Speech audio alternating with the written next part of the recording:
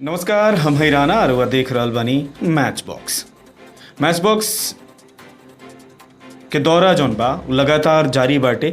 जैसे जैसे चुनाव नज़दीक आवता, जैसे जैसे चुनाव के सरगर्मी तेज होखल जाता, हमनी के दौरा जौन बा उहो तेज होखल जाता। और आज के जौन दौरा बाटे ई बाटे रघुनाथपुर विधानसभा में। रघुनाथपुर विधानसभा में जब हम दौरा करत रही हैं, जब यहाँ के जन समस्या जानत रही हो, साथ ही प्रत्याशी लोग से मिलत नहीं हो, तो एगो नाम हमरा सामने आइल हो। वो नाम बा रुपेश कुमार सिंह के। रुपेश कुमार सिंह जी जौन बानी यहाँ के सामाजिक कार्यकर्ता बानी। बहुत सारा सामाजिक वर्क यहाँ के पटना और दिल्ली में कइले बानी और अभी रघुनाथपुर में विधानसभा के प्रत्याशी बन के आइल बानी। रुपेश जी, बहुत बहुत स्वागत बा। धन्यवाद सर।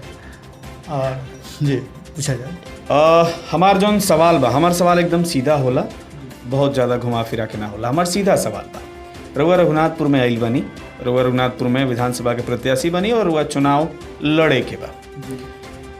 रघुनाथपुर के जनता रउआ के वोट काहे दी? जी देखिए, जब भी कोई भी कैंडिडेट को आपको चुनना है, कैंडिडेट चुनते समय आप 4-5 बातें जरूर देखिए। सबसे पहले देखिए कि वो आदमी वेल एजुकेटेड है कि नहीं, अच्छा खासा पढ़ा लिखा आदमी होके कि चाहिए। दूसरा बात मैटर होना चाहिए कि उस आदमी के पीछे आपराधिक कोई प्रवृत्ति तो नहीं है ना, कोई आपराधिक बैकग्राउंड तो नहीं है ना। मतलब कुल मिला के वो आदमी जो बा आपराधिक छवि में वाला ना होके कि चाहिए। थर्ड देखना चाहिए आपको कि वो त्यागी है कि नहीं। सबसे बड़ा गुण होना चाहिए नेताओं में। राजनेता अगर त्यागी नहीं है, अपने प्रिय से प्रिय चीज़ों का त्याग नहीं कर सकता है समाज सेवा के लिए, तो वो राजनेता बन के नहीं आएगा, बल्कि वो अपना स्वयं हित करेगा, खुद का अपना काम करेगा, अपने परिवार के लिए, अपने समाज के लिए, अपने लोगों के लिए, खासकर अपने लोगों के लिए वो करेगा और किसी के लिए नहीं कर सकता है फिर वो। चौथा आप देखिए कि उस आदमी में फिटनेस है कि नहीं। हम कहते हैं कि कोई एक तोंद बड़ा लिए हुए आदमी आपके साथ रात दिन तो एक नहीं कर सकता, अनफिट होगा वो कहाँ से करेगा। तो फिटनेस भी देखा जाए, ठीक है। कुछ मैटर और भी है कि आप देख सकते हैं कि उनका मोटो क्या है, उनके जो बैकग्राउंड है पहले का, उन्होंने कितना स्ट्रगल किया हुआ है, ये सब देखिए। क्यों स्ट्रगल क्यों दिखाया जाता है? क्योंकि वो जुझारूपन के लिए, कि वो जुझारू है कि नहीं। विषम से विषम परिस्थितियों में भी वो आदमी किस तरह से अपने आप को लड़ के और उससे विजय पाया हुआ हो, ये ज़रूर चीज़ देखिए, ठीक है। ये सारे मायने रखते हैं इन सब चीज़ों का। तो मैं इन सब चीज़ों में अपने आप को खरा मानता हूँ और मैं पब्लिक से भी निवेदन करता हूँ कि आप बिल्कुल हमें जांचिए, परखिए। अगर मुझे वोट नहीं देना कोई बात नहीं है, आप इस जो मैंने आपको चुनने का नियम बताया, जब भी कभी भी नेता को, तो इसी आधार पर चुना जाए तो एक सही नेता जरूर आपको मिलेगा। चलिए, राउर जौन ई बनैले बनी, वो खाका बनैले बनी, ई खाका पर अगर सच में चुनल जाओ तो एगो बेहतर नेता या बेहतर विधायक बन के सामने आई।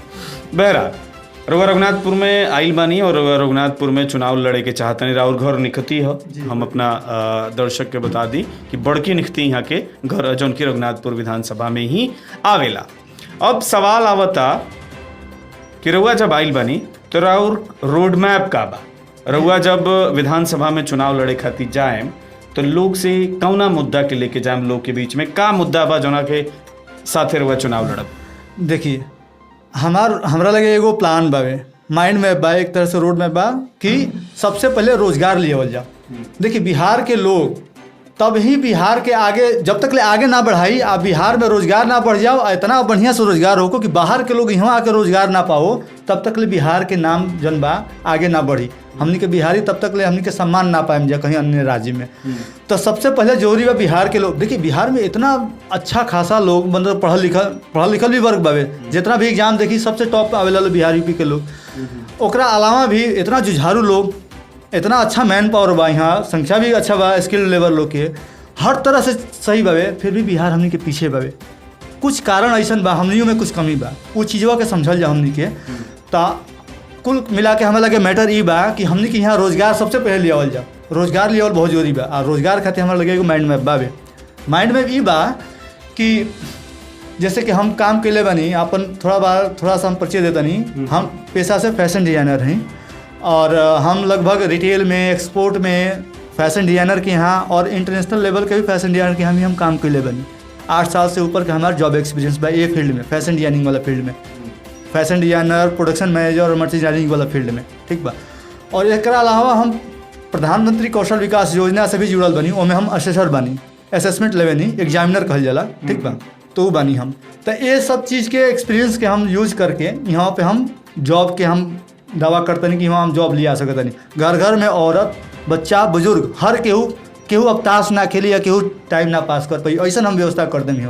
हमको नया चीज़ नहीं कर, गुजरात में, न्यू दिल्ली में, वेस्ट बंगाल में हर जगह ही काम होता है। चाइना में भी देख लिए यही होता, हर आदमी घर घर में बच्चा से बुजुर्ग तक कुछ ना कुछ काम करते रहे, तभी वो डेवलप बालो। और जब तक हमने कहीं ना करम जाई हवा तब तक लई संभव नहीं के कि हमने के आगे बढ़े जा। सिर्फ कृषि पे आधारित होकर नहीं क्या हो सकत। हमने के देश 53% कृषि पर आधारित हुआ, अब बिहार 60% से भी ऊपर बाबे, ठीक बा।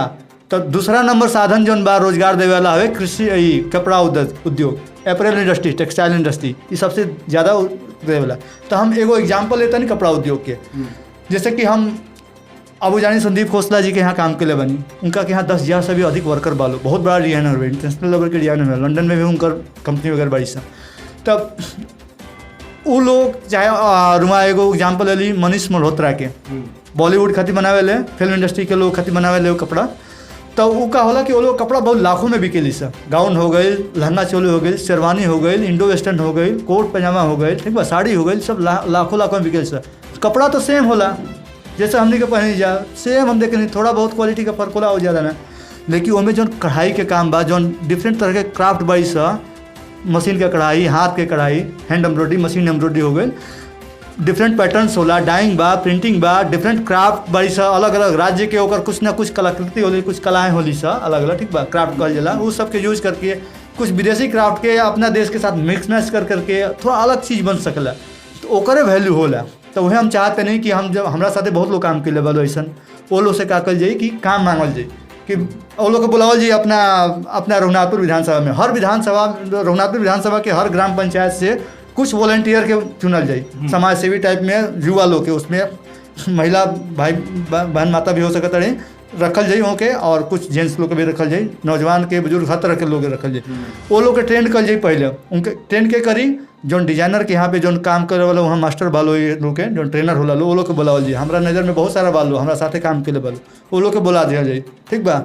एक मामूली से 50 रुपया भी या 20 रुपया भी एगो चंदा लग जाए नू, तो वहाँ वो लोग खर्चवा निकल जाए, कोनो मायने नहीं कर जा, 2 से 3 महीना में सब लोग ट्रेंड हो जाए लोग, ठीक बा। वो वॉलंटियर का करी है कि वो वॉलंटियर पूरा गांव में अपना जगह जगह पर कोनो भी पब्लिक सेक्टर हो को, स्कूल हो को, धर्मशाला हो को, कम्युनिटी सेंटर हो, कहीं भी हो को, वहाँ पे वो लोग के ट्रेंड करस। जब हमारी के यहाँ के सब लोग ट्रेंड हो जाइए काम में, हाथ के कढ़ाई में, मशीन के कढ़ाई, जो कढ़ाई बाई से चाहे पैटर्न में क्यों हो गई, सिलाई उलाई हो गई, ठीक बा, अलग तरह के बा। एमें जब ट्रेंड हुई तब हमने के बोल जाए कि भैया डिजाइनर हो, जैसे कि मनीष मल्होत्रा बानी वो आशा केंद्र खोल ले बनी, लड़की लोग के जो महिला बानी, माता बहन लोग खाती, वो लोग खाती आशा केंद्र खोल ले बनी, सिलाई मशीन भी फ्री में देवे नहीं, ठीक बा। ओकरा अलावा का होला कि वहाँ सिलाई मशीन के साथ सिलाई उलाई सिखावे नहीं, बुटीक बनावे खाती, अपन खोले खाती, या फिर अपन दुकान खोले खाती, वहाँ के प्रेरित करनी लोग के फ्री में। तो उतना अच्छा डिजाइनर लोग हमने के रूरल एरिया में, ग्रामीण क्षेत्र में आके चाहते लोग कि काम कल जाओ, एक के विकास कल जाओ, तो हमने के वही लोग से पकड़ जाए कि भैया आप लोग जो चीज़ें बना रहे हो वो चीज़ यहाँ गाँव में बनाओ ना, क्या दिक्कत है आपको। यहाँ के ही लोग तो जाके वहाँ पे काम करते हैं, उसका यहाँ के लोगों का लिविंग कॉस्ट जो है, रहने का जो खर्चा है उसी से तो रेट भी बढ़ जाता है कपड़ों का, वो तो कम से कम होगा, तो आपको फ़ायदा हो जाएगा। एम्प्लॉयर जो काम दे रहा है उसको भी, जो काम कर रहा है उसको भी, दोनों को फ़ायदा होगा, घर बैठे बैठे हमको काम मिलेगा, है ना। तो इससे दोनों को फ़ायदा होने वाला है, और रूरल डेवलपमेंट हो जाएगी, गांव आगे बढ़ेगा, देश भी आगे बढ़ेगा जी। तो वो काम हम यहाँ पे लाएंगे, उनसे सारा रॉ मटेरियल वहाँ से ला देंगे, कपड़ा उपड़ा हो गया, दबका उपका, जितना धागा होगा सब कुछ लाएंगे यहाँ पे, आपको कुछ नहीं देना है यहाँ गाँव के लोगों को। यहाँ पे लोग काम करें, हम कहते हैं 50-500 रुपया, 1000 रुपया अगर रोज़ कोई बनाएगा, कौन ताश खेलेगा, क्यों अपना टाइम कोई वेस्ट करेगा, है कि नहीं। तो हम यही चाहते हैं कि यहाँ पे लोगों के पास रोजगार है। और उसके अलावा सर हम तो कपड़ा उद्योग का से बात की ना, उसके अलावा आप चाहें तो LED बल्ब के फैक्ट्रियाँ लगा सकते हैं, बहुत आसानी से बनता है। LED बल्ब के अलावा मोबाइल के जो पीछे गार्ड वो जो कवर होता है उसका भी ला सकते हैं, छोटी छोटी उसके मशीनें आती हैं, लेजर कटिंग मशीनें आती हैं, हीट वाली मशीनें आती हैं। आप मोबाइल के गार्ड जो होता है, डेली यूज वाली चीज़ें मैं बता रहा हूँ, उनको ज़्यादा अगर बनाया जाए एक कुटीर उद्योग की तरह, एक लघु उद्योग की तरह, तो वो सारा चीज़ें बहुत मायने रखता है, एक्सपोर्ट भी होते हैं वो सब चीज़ें खूब, उनको आप गार्ड बना सकते हैं। आप चाहें तो ईयरफोन जो होते हैं, आप देखो चाइनीज ईयरफोन 60-70 रुपये में जो बिकता है, वो चीज़ हम यहाँ भी बना सकते हैं।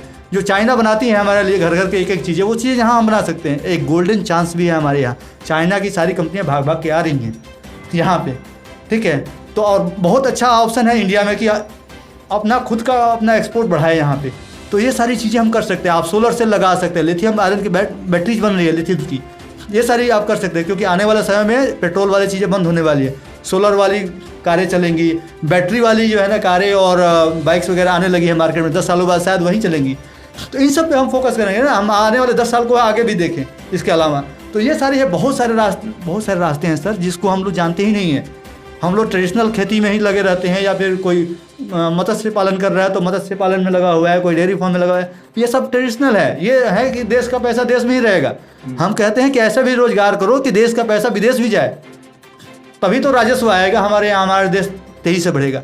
एक तो आपको करना पड़ेगा कि जनसंख्या कंट्रोल किया जाए, एक साइड से जनसंख्या कंट्रोल किया जाए और एक साइड से रोजगार बढ़ाया जाए, तब जाके हम तेजी से बढ़ेंगे।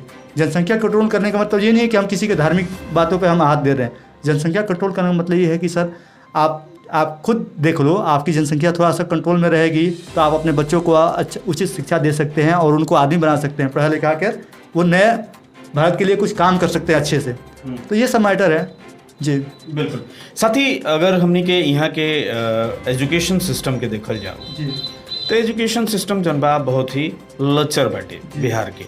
साथ ही रुआ हाई स्कूल में, रुआ गांव में भी हाई स्कूल बा, रुआ देखले हो कब जी, कि अपना यहाँ के लोग, अपना यहाँ के लड़का जन बड़ा है हाई स्कूल में प्रैक्टिकल में पास हो जाले बिना पढ़ले। जी, काहे कि स्कूलन में प्रैक्टिकल के व्यवस्था नहीं खे, लैब नहीं खे जो में प्रैक्टिकल करावल जाओ, में सिखावल जाओ। अब बिना पढ़ले पास हो जाला लोग, सवाल तो खड़ा होता। हॉस्पिटल के मुद्दा देख ली, रघुनाथपुर के रेफरल अस्पताल इतना दिन से लचर व्यवस्था में बाटे।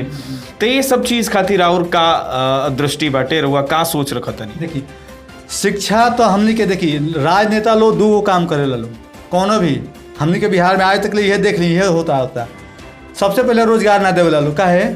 रोजगार अगर दे दी लो तो पैसा दारू के नाम पर हमने के कैसे खरीद पाई लो? 1000 रुपया 500 रुपया जो देह लो हमने के नियत खरीदे लो, आ दारू पिया के 1-2 महीना जो चलेला इलेक्शन के समय में केन हमने के खरीदी लो। हमने के अगर गरीब रह जाओ तभी ना हमने के जाम जाओ कोनो भी चीज़ ले लेम जाओ उनकर प्रलोभन में आके। तो वो से जानबूझ के ही लो हमने के रोजगार से वंचित रखे लो। और दूसरा अशिक्षित ऐसे रखे लो कि हमने के अगर शिक्षा प्राप्त कर लेम जा तो हमने के अधिकार के मांग करे लगम जानू, अधिकार जानने लगम जानू, ठीक बा। RTI लगा लगम जा, हर जगह जाके न्यायालय के दरवाजा खटखटा लगम जा, तो वो लोग के दिक्कत हुई। क्या कि वो लोग का मनसा तो बा ना ये सब करे के। तो हमने के जानबूझ के षड्यंत्र के साथ में अभी तक ले रोजगार से वंचित रखल गई बा, शिक्षा से वंचित रखल गई बा। अभी भी नीतीश सरकार के भी बात करते हैं, चाहे लालू यादव की सरकार रहे चाहे नीतीश जी के सरकार रहल बा, दोनों आदमी के सरकार में देख ली शिक्षा का स्तर बहुत डाउन कर गई बा। अभी है जो शिक्षा मित्र जितना भी वैकेंसी होता है, हम शिक्षा मित्र से माफ़ी भी मांगता नहीं, रुमाल पर हम कोनो पर्सनल कमेंट नहीं करत, लेकिन शिक्षक जौन बाड़े भविष्य के हमने के जौन बाल बच्चा के भविष्य के निर्धारण करेले, एगो नैतिकता देवेले, एगो अच्छा उनकर रोजगार के साधन लियावे खातिर भी वो लोग के शिक्षित करेले। तब एगो बात बताई कि जितना भी शिक्षक बनता लो कौन बेस पे बनता लो, मार्क्स के बेस पे, मार्क्स बेस पे आधारित बनू। मार्क्स किंग आवत हवे नकल करके, कमो बेस आज भी वह प्रोसीजर बा जौन पहले रहता होता नू। हम कहते हैं कि आर्मी के एगो वैकेंसी होता है, पुलिस के होता है, सिपाही के होता है, पैरामिलिट्री के होता है, का उमें के क्राइटेरिया देखा जाओ थोड़ा रनिंग होता है, रनिंग के बाद मेडिकल होता है, मेडिकल के बाद ओकर स्क्रीनिंग होला पूरा, ठीक बा, ओकर बाद रिटर्न होला, मेरिट लिस्ट बनेला, तब जाके वो आवेला लो। एगो छोटा सा चीज़ खातिर, मतलब छोटा सा एक पद खातिर रुआ इतना बड़ा बड़ा प्रोसीजर रखले बनी। और टीचर के पद खातिर रुआ बस मार्क्स बेसी पे, ये एकदम दोगलापंथी बा सरकार के। सिंपल सी बात हम बोलते हैं, माफ़ करें हम कड़ा शब्द बोलते नहीं ओकर खातिर, दोहरा नीति भाई, ऐसा नीति ना रखे के चाहिए। टीचर के एकदम कुछ पैरामीटर भी होके चाहिए, वही का नेता का भी पैरामीटर होके चाहिए। समाज में नेता हर कोई नहीं के बन सकत, नेता बने खातिर त्याग के भावना पहले लाइए। आप त्यागी नहीं है तो आप नेता मत बनिए, आप कुछ नहीं कर सकते हैं देश के लिए, आप त्यागी नहीं है तो। मैंने भी साइकिल यात्राएं किए थे पिछले बार, दिल्ली से लेकर यहाँ बिहार के लिए लोगों को प्रेरित किया था। 3 मैटर थे मेरे कि सभी आदमी वोट देने जाएं, वोट की ताकत को समझें। वोट देना बहुत ज़रूरी है, वोट की ताकत लोग समझे। एक बार आप वोट देते हो 5 साल के लिए, आप उसके बाद चुप रहोगे, कुछ नहीं कर पाओगे। इसलिए अपनी ताकत समझिए, सही बंदे को चुनिए। इसलिए मैंने प्रेरित किया था। कुछ लोग जो है बाहर, जो बिहार के लोग बाहर चले जाते हैं अच्छा पोस्ट पे या फिर जॉब के लिए या पढ़ने के लिए, वो लोग क्या करते हैं, आईडी अपना वोटर आईडी उधर ही बना लेते हैं, आते हैं नहीं यहाँ पे। कम से कम वो आएंगे, 10 लोगों को कन्विंस तो करेंगे, अपने घर परिवार के लोगों को तो कन्विंस करेंगे कि सही जगह पे वोट दो, दारू पैसे के क्षेत्रवाद जात पात के नाम पे मत बिको, ये तो कर सकते हैं। तो मैं उनको प्रेरित किया था कि भाई साहब आप जरूर आओ, आके वोट दो, और साथ साथ सभी लोगों को मैंने प्रेरित किया था वोट दे, वोट की ताकत समझे। दूसरा था पॉपुलेशन एक्सप्लोजन जो बढ़ रहा है, हमारी जनसंख्या बहुत तेज़ी से, उस पर कंट्रोल किया जाए। हर वर्ग, जात पात या उसमें धर्म ना देखा जाए, हमें नेशनैलिटी देखी जाए, देश देखा जाए। देश हमारा बहुत पीछे चल रहा है। रोज़गार भी तभी आएगा जब एक तरफ से आप पॉपुलेशन को कंट्रोल करो और दूसरी तरफ से रोज़गार का सृजन किया जाए, नया नया रोज़गार यहाँ पे लाया जाए, स्टेबल किया जाए, तभी वो आगे बढ़ सकते हैं हम लोग। जड़ तो पॉपुलेशन है। और तीसरा मैटर था बी फिट का, हर आदमी फिट रहे। फिटनेस क्यों जरूरी थी? फिटनेस जरूरी इसलिए है कि मैक्सिमम पैसा जो है आदमी का एक बड़ा बीमारी लग जाए तो डॉक्टरों के पास चला जाता है, ये सभी जानते हैं। तो आप क्यों अपना पैसा निहात में देना चाहते हैं किसी डॉक्टर के? आप फिट रहो ना शुरू से ही। आप फिट रहोगे, एक फिट शरीर के अंदर ही एक फिट मानसिकता भी रहती है, मानसिक रूप से भी वो मजबूत रहता है आदमी। कम से कम किसी विकट परिस्थिति में अपने लिए कुछ ना कुछ तो कर लेगा, रिक्शा ठेला कुछ भी तो चला लेगा, अपना खर्चा तो चलाएगा ना। आप पीछे तो नहीं जाएगा देश, कम से कम अपना खर्चा चलाएगा तो देश के लिए बाहर तो नहीं बना रहेगा। तो ये सब मैटर था कि हर आदमी फिट जरूर रहे, ठीक है। तो इन मैटर में मैं साइकिल यात्रा किया था पिछले साल, और 2019 में था। मैं अप्रैल में 29 अप्रैल को शुरू किया था और 8 को मई में यहाँ पे रघुनाथपुर में, दिल्ली से रघुनाथपुर में मैंने समाप्त किया था इसका। अब हमारी जिम्मेदारी कुछ बनती है सर कि हम अपने मिट्टी के लिए यहाँ भी करें। हमारा ये घर है ना रघुनाथपुर, हमारा गांव है, हमारा मातृभूमि है, यहाँ के लिए भी करें। तो इसलिए हम यहाँ पे भी अब आके करना है, हमें रोज़गार यहाँ तो लाना ही लाना है। बिहार में तो करना ही करना है सर, नहीं करेंगे हमारी इज्जत नहीं बढ़ेगी। हम लोग जब किसी भी नेता को चुनते हैं सर ना, तो नेता हमारे प्रतिनिधि होते हैं, वो हमारा मुखौटा होता है। जब कोई नेता अंगूठा छाप होगा और वो जाए, चाहे मुख्यमंत्री हो चाहे विधायक हो, आप जानते हैं हम किसको बोल रहे हैं, मुख्यमंत्री जी भी और हमारे यहाँ के विधायक भी एक बार रह चुके हैं ऐसे लोग अंगूठे छाप के। वो जाएगा दूसरे राज्य में जब जाएंगे और दूसरे लोग जानेंगे कि अंगूठा छाप जो है शौचालय बोल देते हैं, सचिवालय को शौचालय बोल देते हैं ऐसे लोग, वो हमारा क्या बनेगा वहाँ पे? मतलब कि एक तरह से हमारी छवि क्या बनती है बताओ? वहाँ पे यही बोलेंगे ना कि बिहार के लोग ऐसे ही लोगों को चुनते हैं, बिहारी भी ऐसे ही होते हैं। हम लोग क्या गाने सुनते हैं, देखिए किस तरह के, कितने भद्दे गाने सुनते हैं, किस तरह के फिल्में देखते हैं। हमारी छवि भी तो देखो ना कितनी ख़राब होती है। ये सब गाने, ये फिल्में, ये हर जगह जाता है ना, हर राज्यों में जाता है, देश विदेश में जाता है, इससे हमारी छवि ख़राब हो रही है। लोगों को समझना चाहिए इन सब चीज़ों को। हम लोग बिहार के लोग बहुत मेहनती होते हैं, बहुत प्रतिभाशाली होते हैं, बहुमुखी प्रतिभा के धनी होते हैं बिहार के लोग, स्ट्रगलर होते हैं, हर तरह की सब, हम हर तरह से आगे हैं सर। एक तो हमारे नीतीश कुमार जी पे भी नियत नहीं है कि यहाँ पे रोज़गार लाएं। सिंपल सी बात है, आप देख लो। मुख्यमंत्री जी हैं हमारे यूपी के, योगी जी, उन्होंने लेबर लॉ हटा दिया। यहाँ भी तो हटाया जा सकता था, नहीं हटाया इन्होंने। नियत नहीं है, ये चाहते ही नहीं कि यहाँ रोज़गार आए। यहाँ पे तो कंपनी आने से पहले ही फिरौतियाँ मांगना शुरू हो जाता है जी कि आप इतना पैसे दो हमें, नहीं दोगे तो भाई कंपनी के मालिक को ही गोली मार दी जाती है, उठा लिए जाते हैं। कैसे कंपनियाँ आएंगी? हमारा बिहार देखो, पटना गंगा नदी के किनारे बसा हुआ है, यातायात के इतने अच्छे साधन है वहाँ पे, ट्रांसपोर्ट के इतने अच्छे साधन है, जल का साधन है, वहाँ पे बड़ी जहाज़ें आ सकती हैं, जा सकती है, नदियों समुद्रों के रास्ते से आ सकती हैं, वहाँ पे कोई कारोबार नहीं है। हम लोग तो इतने यहाँ पे मैन पावर है, स्किल्ड मैन पावर है, इतने मेहनती है लोग, फिर भी यहाँ पे कारोबार नहीं है। 15 सालों से आप क्या कर रहे हो सर? 15 सालों से लोगों को आंखों में धूल झोंक रहे हो आप, और कुछ नहीं कर रहे हो जी। फिलहाल कोरोना के केस भी बढ़ रहा बा, हालांकि रिकवरी रेट 80% हो गई बा बिहार में जी। और एक तरह से जब बढ़ रहा बा और चुनाव के डेट निर्धारित बा कि चुनाव होखबे करी जी, एकदम चुनाव टले के नहीं, चाहे कोरोना कुछ कर ले। जी जी। तो ऐसन में लोग से, जे आम लोग बा यहाँ के, ओकरा से का अपील करे के चाहत? देखिए, हर आदमी से हम अपील करे के चाहते नहीं कि कोरोना जौन बावे ये एगो महामारी हवे। ये ऐसा महामारी हवे जोना में सोशल ना फिजिकल डिस्टेंस के लग जरूरत बा। सोशल डिस्टेंस तो हमने के सामाजिक प्राणी है जा, सोशल डिस्टेंस करिए नहीं कर सकता आदमी, फिजिकल डिस्टेंस रखल जाओ, थोड़ा दूरी एगो बना कर रखल जाओ। हर आदमी अपने आप के फिट रखे, गर्म पानी पिए, ये सब जौन तुलसी जी के, गिलोय के, अश्वगंधा बा, ये सब चीज़ जौन बा, ये सब एक खाइल जाओ, ठीक बा। जौन भी चीज़ उपलब्ध बा, गर्म पानी तो उपलब्ध बनू, रात में रुआ दूध के साथ हल्दी पी, ये सब चीज़ उपलब्ध बनू, और वहाँ चाहे तो दालचीनी थोड़ा सा गर्म पानी में पी ली, जितना भी मसाला कंपनी में काम करे वाला वर्कर लोग आज तक ले उनका लोग कोनो वायरस वाला कोनो लक्षण नहीं है, अभी तक रिकॉर्ड बा। तो मसाला वाला चीज़ भी थोड़ा यूज कर जाओ, जैसे दालचीनी बहुत अच्छा चीज़ है। दालचीनी के यूज करी, थोड़ा थोड़ा चम्मच के चौथाई भाग जन बा गर्म पानी में ओकरा के 2-3 गिलास में डाल के ओकरा के पी, सुबह सुबह ही गर्म पानी उठ के पी। तो ये बहुत चीज़ फायदा करे वाला चीज़ बा। तो ये सब चीज़ के ध्यान रखल जाओ, अपना सेहत के ध्यान रखल जाओ, थोड़ा एक्सरसाइज कर जाओ, ठीक बा। और सोशल डिस्टेंस बना के रखल जाओ, और जो लॉकडाउन के जो नियम बा ओकरा के जरूर पालन कर जाओ, ठीक बा। और साथ साथ गवर्नमेंट के भी इहो कहते नहीं कि कब तक ले रुआ जौन बा ई कोरोना के लेके और लोग के मारत फिरम, लोग के रोजगार के साधन थोड़ा बढ़ावल जाओ। 6 महीना से ऊपर हो गए हमनी के बिहार बहुत पीछे बावे।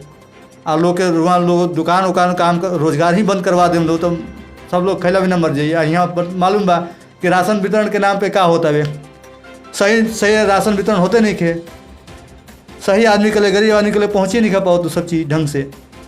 तब ये सब चीज़ बावे बड़ा दुर्गति बा। वैसे सरकार से भी निवेदन बा कि हवा भी एक उतना ही बनावल जाओ जितना की जरूरत बा, जरूरत से अधिक ना बनावल जाओ एकरा के। ई कोनो बहुत बड़ा ऐसा हवा मतलब बहुत बड़ा चीज़ नहीं खे आ गई कि लोग मर जाइए। रिकवरी रेट कर अच्छा बा, जे आदमी अपन सेहत का थोड़ा सा ध्यान दे दी, हम जो बात बोलनी है से थोड़ा भी ध्यान दे दी तो ओकरा कोरोना से लड़ के जीत जाई। हमरो एक खाली वह दिल्ली में हम सेवा करता नहीं कोरोना पेशेंट के बीच में, 1 हफ्ता के अंदर 3 दिन के बाद हमारा ठीक होकर लगल, क्योंकि हम योगा प्राणायाम एक्सरसाइज वगैरह हम करते नहीं है। 3-4 घंटा 5 घंटा के हमारा रूटीन सुबह में ही रहता है। 4 बजे से हम अभी भी हम 4 बजे उठ जानी, अभी भी हम जानी। तो जितना लोग क्या लोग जो दौड़े ला लोग के हम ट्रेंड करें नहीं, वो लोग के सिखावे नहीं, जो भी हम जानते नहीं। ताइक्वांडो से भी हम बानी, मार्शल आर्ट से 4 गो गोल्ड मेडल भी हमारा लगे बा स्पोर्ट में, दौड़ धूप मिला के सब चीज़ है। तब हम कोशिश करें नहीं कि हम मल्टी टैलेंटेड हो कि 35 साल लगेले बनी अपने आप के स्टेबल करे खातिर। अब ओकर यूज करें हम पब्लिक के, हम आगे बढ़नी तो हम पब्लिक के भी आगे बढ़ाई, यहाँ के लोग के भी आगे बढ़ाई, इनमें हम यूज करें। चलिए, बहुत लंबा बातचीत हमने के नहीं जा कर सका, चूँकि ऑनलाइन प्लेटफॉर्म हो। और मैटर बा हमरा लगे कि स्वास्थ्य वाला जो रुआ चर्चा उठानी है, स्वास्थ्य खातिर हम कई गो गाँव में घूमनी है। हरनाथपुर गाँव में गए रहनी है, देखनी कि वहाँ के स्कूल सब टूट के गिरत है। ये सब दिमक लग गई बा, ऐसे जंगला के ये सब लकड़ी उकड़ी में, ये सब में ढहत है स्कूल। आ मतलब पता नहीं कितना वर्ष से 20 साल से ओमें रिपेयर तक नहीं के भइल, ठीक बा। और कोई आइबे ना करल वहाँ, वह हाल हमनी के गांव में निकती में भी बा। स्वास्थ्य केंद्र के नाम पर ढकोसला बा। रुआ सदर अस्पताल जन देख ली, सदर अस्पताल बा जन रघुनाथपुर के, इकर हाल देखी, हरेश्वर अस्पताल ओकर देखी कहाँ स्थिति बा। ओकर पानी लागल बा, आज भी पानी लागल बा। वो स्थिति में और भी वायरस फैली हैं, सब बैक्टीरिया फैली हैं सब हुआ। और वहाँ एगो सांप काट ले, एगो बिच्छू काट ले, ओकर एंटीवेनम ना मिले, वहाँ ढूंढे हम तो वहाँ सही जगह पर हर चिकित्सा के साधन वहाँ ना मिली। ये स्थिति दबा हमने के यहाँ बिहार में। तो बिहार में जौन स्वास्थ्य के भी स्तर बा वो बहुत बुरा बा, ओकरों के सुधारल बहुत जरूरी बा। जी बिल्कुल। चलिए, लंबा बातचीत बहुत कर लिए तो फिर लोग देख ना पाई, और हमारा बात करके काफ़ी अच्छा लागल, चूँकि राउर दृष्टि जौन बाटे काफ़ी ब्रॉड बाटे, और वह दूरदृष्टि रखतनी, एगो रोड मैप रखतनी। उम्मीद करतनी कि हमारा टीम से मिलके भी रुआ अच्छा लागल। जी, हम सिवान जिला से जिला अध्यक्ष भी बानी करनी सेना के। जी, करनी सेना से जिला अध्यक्ष भी बानी। करनी सेना पूरा एगो संगठन बा, नॉन पॉलिटिकल संगठन हवे, ठीक बा। तब वहू से हम जुड़ल बानी, वहाँ लोग हमारा के एक पदभार दिले बानी लोग। तो हम कोशिश करते नहीं कि ओकरा के सीधा से निभावल जाओ और जन कल्याण में ही कल जाओ। करनी सेना सिवान में भी जहाँ बाढ़ पीड़ित बावे वहाँ जाके राशन वितरण के लिए जाए हमनी के। तो ये सब काम करते हैं, इहो समाज सेवा, हम समाज सेवा के व्यू से ही हमें घुसल बनी वो करत हवे। जी चलिए, उम्मीद करते नहीं कि हमारा टीम से मिलकर अच्छा लगे। बहुत बहुत धन्यवाद रुआ, एगो मौका देनी हमसे बात करके पब्लिक के बीच में, ओका खातिर बहुत बहुत धन्यवाद। तो श्रोता बंधु, दर्शक बंधु, ये बतकूचन हमनी के सुननी है। उम्मीद करतनी कि जौन बतकही बाटे ई सार्थक लागल हुई, और ये बतकही में बहुत कुछ निकल के सामने आई हुई। कैसा लागल ये बतकही कमेंट करके ज़रूर बताई। मैच बॉक्स के अभी तक सब्सक्राइब नहीं कैले तो कर ली। हमारा साथे रहनी है रुपेश सिंह जी, जौन की रघुनाथपुर के भावी विधानसभा प्रत्याशी बानी और वर्तमान में यहाँ के करणी सेना के सिवान के जिला अध्यक्ष बानी।